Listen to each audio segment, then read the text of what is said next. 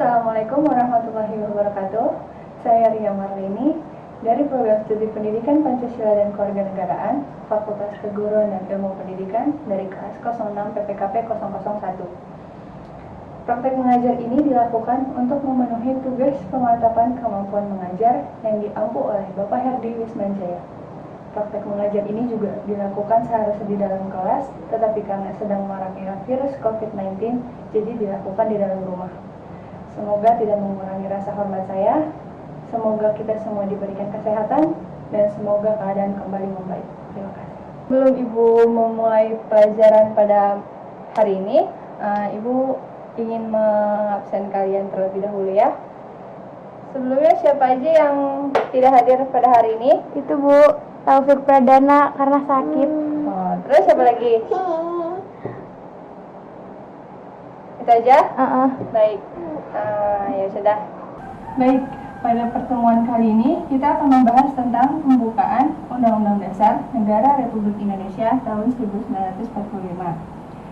Pada materi ini, tujuan pembelajaran yang hendak dicapai yaitu siswa dapat menganalisis pokok pikiran pembukaan Undang-Undang Dasar 1945. Yang kedua, siswa dapat mendeskripsikan arti penting dari pokok pikiran pembukaan Undang-Undang Dasar 1945. Dan yang ketiga, siswa dapat memperlihatkan sikap dan perilaku yang sesuai dengan nilai-nilai yang terkandung dalam pokok pikiran pembukaan Undang-Undang Dasar 1945.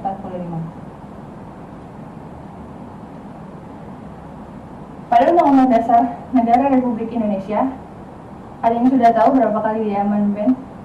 Enggak tahu Bu. Baik, di sini Undang-Undang Dasar Negara Republik Indonesia sudah 4 kali diamandemen. Yang pertama itu pada tahun 1999. Dan yang kedua pada tahun 2000. Yang ketiga pada tahun 2001. Dan yang keempat pada tahun 2002.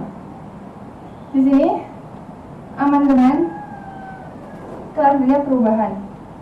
Perubahan secara resmi, di mana adanya perubahan tersebut sudah pasti memiliki tujuan yang tidak lain tidak bukan adalah untuk menyempurnakan aturan dasar seperti tatanan negara, kedaulatan rakyat, hak asasi manusia, pembagian kekuasaan, eksistensi negara, demokrasi, dan hukum. Yang kita ketahui bersama bahwa Undang-Undang Dasar Negara Republik Indonesia merupakan landasan konstitusi negara Indonesia. Sebelum Undang-Undang Dasar Negara terbentuk, negara Indonesia merumuskan suatu rumusan dasar negara, yaitu Pancasila.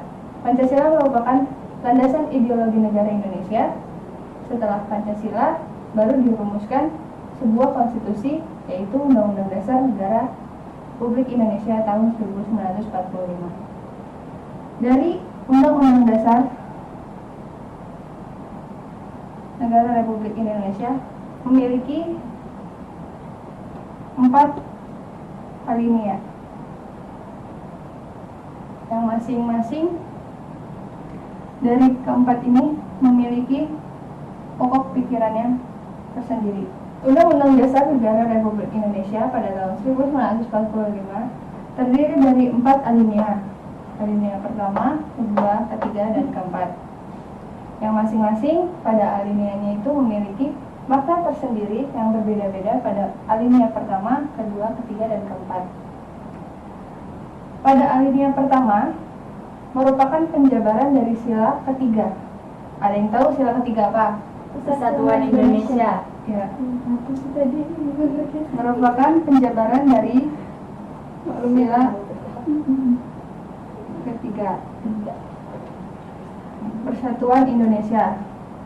Jadi pada alinea pertama ini menjelaskan pernyataan kemerdekaan sebagai hak bagi semua bangsa di dunia. Karena kemerdekaan merupakan hak asasi sebuah bangsa yang bersifat universal.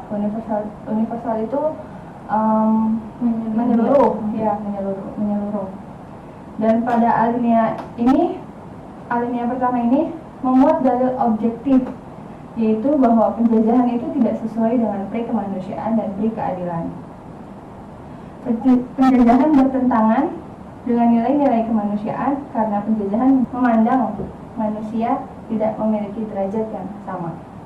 Alinea kedua ini merupakan penjabaran dari sila kelima. Apa sila kelima? Keadilan sosial bagi seluruh rakyat Indonesia. Ya. Pada alinea kedua ini merupakan penjabaran dari sila kelima, yaitu keadilan sosial bagi seluruh rakyat Indonesia. Alinea kedua ini menjelaskan bahwa kemerdekaan sebagai cita-cita bangsa ini telah sampai pada saat yang menentukan perjuangan bangsa Indonesia dalam merebut kemerdekaan. Hal ini berarti timbullah kesadaran bahwa kemerdekaan dan keadaan sekarang tidak dapat dipisahkan dari keadaan sebelumnya. Kemerdekaan yang diraih merupakan perjuangan para pendahulu bangsa Indonesia. Mereka telah berjuang dengan mengorbankan jiwa dan raga demi kemerdekaan bangsa dan Indonesia. Jadi pada alinea kedua ini, Indonesia ingin masyarakatnya itu merasakan adil, disamaratakan, memanusiakan manusia yang dapat dilakukan oleh setiap warga negaranya. Pada alinea ketiga, ini merupakan penjabaran dari sila keempat. Apa sila keempat? Rakyat yang dipimpin oleh hikmat kebijaksanaan dalam permusyawaratan perwakilan. Ya. Pada alinea ketiga ini merupakan penjabaran dari sila keempat dari sila Pancasila, yaitu kerakyatan yang dipimpin oleh hikmat kebijaksanaan dalam permusyawaratan perwakilan. Pada alinea ketiga ini menjelaskan bahwa kemerdekaan yang dicapai oleh bangsa Indonesia adalah rahmat dan anugerah Tuhan yang Maha Kuasa. Hal ini merupakan motivasi spiritual, perwujudan sikap dan keyakinan bangsa Indonesia terhadap Tuhan yang Maha Esa. Jadi melalui alinea ketiga ini, bangsa Indonesia menyadari bahwa tanpa adanya rahmat dari Tuhan yang Maha Esa, negara Indonesia mungkin tidak akan merdeka. Kemerdekaan yang dicapai mata-mata itu hasil jerih payah bangsa Indonesia, padahal kalau bukan karena rahmat dari Tuhan itu nggak akan tercapai kemerdekaan Indonesia itu. Yang terakhir pada alinea keempat merupakan penjabaran dari sila kedua, yaitu Kemanusiaan yang adil dan beradab. Ya, betul. Merupakan penjabaran dari sila kedua, yaitu kemanusiaan yang adil dan beradab. Jadi pada alinea keempat ini juga memuat prinsip bentuk negara, yaitu Susana Negara Republik Indonesia yang berkedaulatan rakyat. Republik merupakan bentuk pemerintahan yang pemerintahannya dipilih oleh rakyat. Jadi secara demokrasi pemerintahan dipilih oleh rakyat secara langsung. Berbeda dengan bentuk kerajaan yang pemerintahan itu melalui secara turun-temurun, dan bentuk ini sejalan dengan kedaulatan rakyat yang bermakna bahwa dengan kedaulatan rakyat ini kekuasaan tertinggi dalam negara ini dipegang oleh rakyat. Jadi untuk sila keempat ini begitu penting karena terdapat rumusan dasar negara, yaitu Pancasila, dan juga terdapat tujuan negara pada negara Indonesia. Jadi begitu pentingnya pembukaan Undang-Undang Negara Indonesia ini, terutama pada alinea keempat. Baik, pada sampai penjelasan ini apakah ada yang ingin ditanyakan? Ya, baik. Assalamualaikum warahmatullahi wabarakatuh. Pada materi ini, aku mau menanya Bu, apakah pembukaan undang-undang dapat diubah? Baik, saya akan menjawab. Untuk pembukaan Undang-Undang Dasar Negara Republik Indonesia itu tidak dapat diubah. Kenapa? Karena pada bagian pembukaan Undang-Undang Dasar Negara Republik Indonesia ini, di setiap alinea ini memiliki dasar negara atau mengandung dasar negara Indonesia dan tujuan negara Indonesia yang sudah saya jelaskan tadi, bahwa pada alinea keempat ini mengandung dasar negara dan juga tujuan negara yang terdapat di pembukaan Undang-Undang Dasar Negara ini. Jadi untuk pembuka Undang-Undang Dasar Negara Republik Indonesia ini tidak dapat diubah karena itu tadi mengandung dasar negara dan tujuan dari dasar negara Indonesia. Baik, saya akan teruskan. Selain mempunyai makna yang sangat mendalam dari yang sudah saya jelaskan tadi, pada alinea pertama terdapat sila ketiga Pancasila, yaitu Persatuan Indonesia. Ya, itu. Pada alinea kedua ini mengandung sila kelima, pada alinea ketiga ini mengandung sila keempat, Dan adil yang keempat ini mengandung sila yang kedua. Jadi selain mempunyai makna yang mendalam, pada pembukaan Undang-Undang Dasar Negara Republik Indonesia ini juga mengandung pokok-pokok pikiran. Pokok-pokok pikiran tersebut menggambarkan suasana kebatinan dari Undang-Undang Dasar Negara Republik Indonesia pada tahun 1945, serta mewujudkan cita-cita hukum yang melandasi hukum dasar negara, baik yang tertulis maupun tidak tertulis.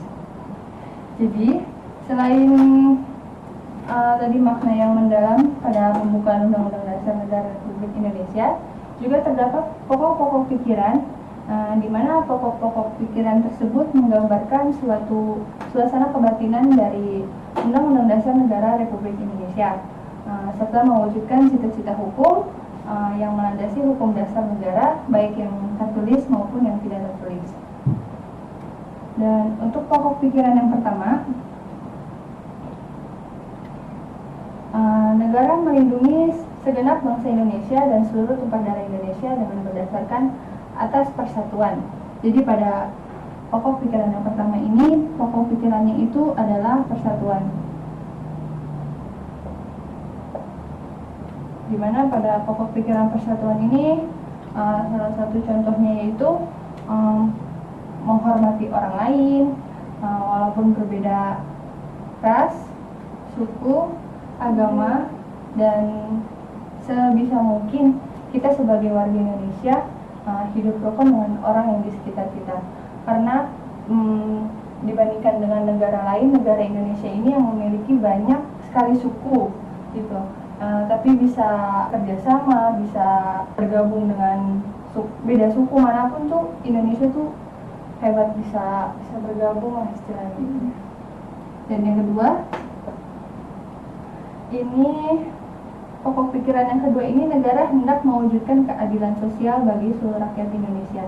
Jadi pada yang kedua ini pokok pikirannya itu keadilan sosial.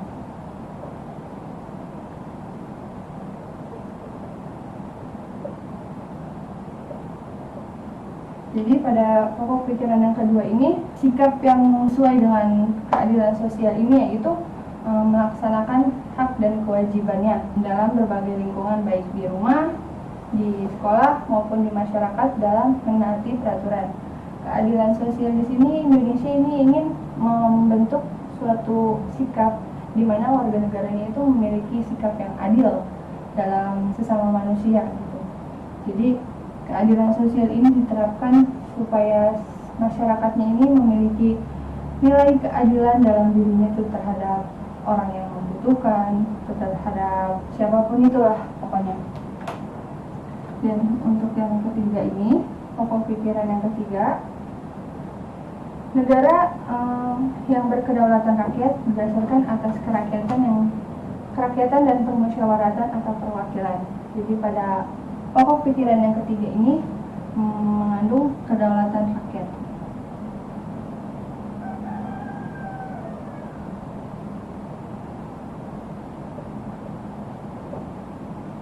Dimana pada pokok pikiran yang ketiga ini, musyawarah mufakat ini adalah salah satu contoh dari kedaulatan rakyat, di mana pada musyawarah mufakat ini menggunakan hak pilihnya dalam pemilu. Itu salah satu contohnya. Kedaulatan rakyat adalah kekuasaan ada di tangan rakyat. Yang keempat, negara berdasarkan atas ketuhanan yang Maha Esa menurut dasar kemanusiaan yang adil dan beradab. Jadi pada pokok pikiran yang keempat ini adalah ketuhanan.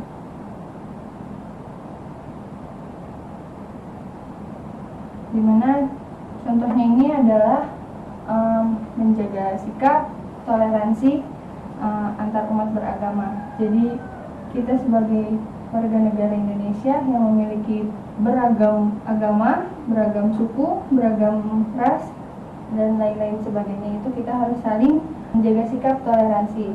Jadi tidak intimidasi ras yang beda lah gitu istilahnya.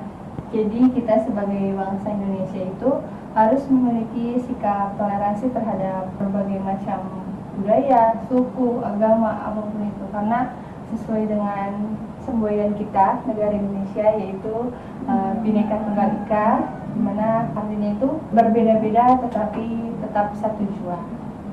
Jadi tidak memandang rasnya, tidak memandang derajatnya, apapun itu.